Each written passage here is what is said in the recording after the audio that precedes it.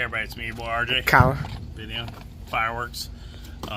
Today we're replacing an upstream O2 sensor on a 2007 Avalanche Suburban Tahoe Price Sierra Silverado, okay?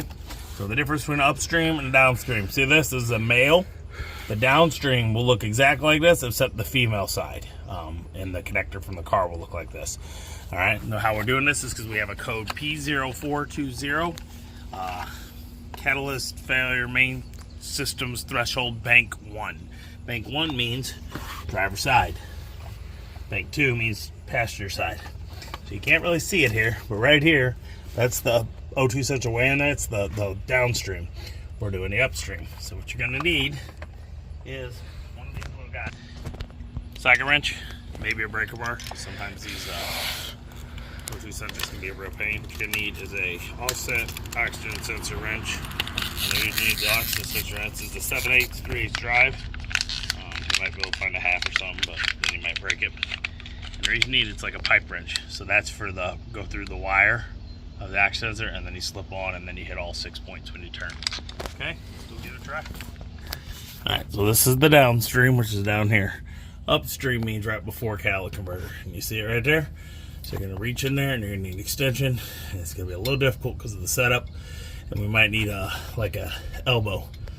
So we're gonna get at this and show. All right, so here's the downstream, which is right here under there. And there's the upstream, which means up of the catalytic converter. You see it right there? And that's where we're gonna reach in with that converter and then attachment. So we're probably gonna have to come in through an angle like this right here and reach it right there, you can see. And then we might need an elbow on it because the angle's off to the side. And we'll show you, and it should be hopefully pretty easy. If not, we're gonna get the PB blast and hit it up. And it should get rid of our P0420 catalyst threshold system bank low, bank 1, okay? Okay, so puts a PB blast on there, let it set for like 20-30 seconds, and then we went to a breaker bar and we broke it free, and it's really hard, and when it breaks, and then it's like hand tightening afterwards. It's just how they are because of the heat and everything, the build up, okay? So we got that off. I'll show you how to get all the way connected, and that's it. Like I said, we used a good breaker bar. I think I showed you it, but I didn't know. Good like 18, 24 inch 3/8 breaker bar. One extension worked better than the two because it was like twisting, and there we go. All right, y'all, so I got a headlamp on to help you so you can see, and there's the connector way up there. See it? Way up there. The light on it, and it's difficult, and you gotta one-hand it, and I have a headlamp on because you can't see it, but it's really a simple replacement other than that it's stupid placed.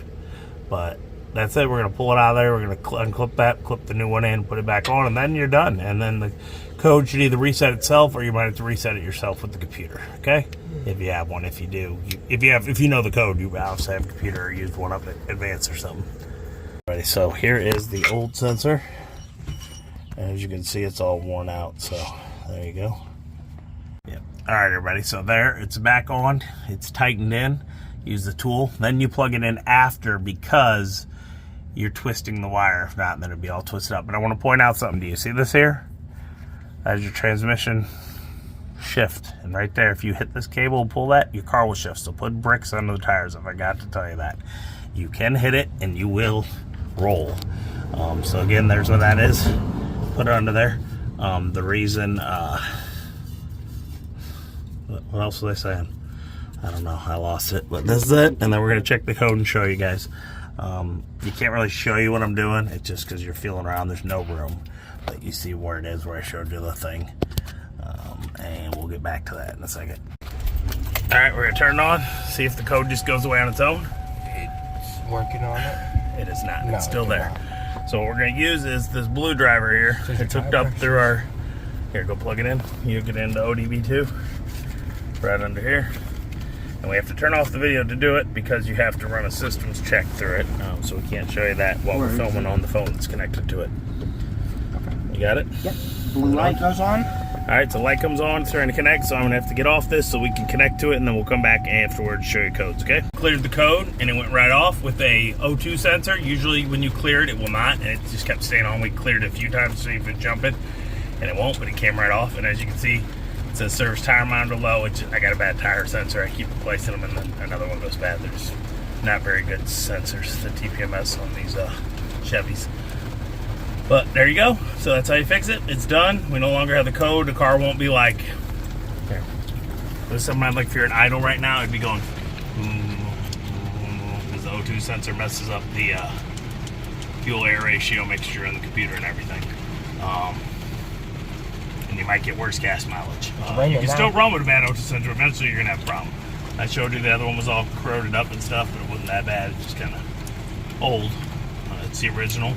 Unless someone else replaced it. I've never replaced it, so it made it 211,000 miles. So it did pretty good. So hope this video helped you. You get that code. System Catalyst Bank 1 is driver's side. Bank 2 is passenger side. Yes, I could replace the other O2 sensor now, but There's no reason they're to. $60 on Amazon. So no reason to replace it until it goes. Code's done. That's it. Please like, subscribe, if it helps during these times. As always, I'm RJ. Choose the H every day. Bye-bye.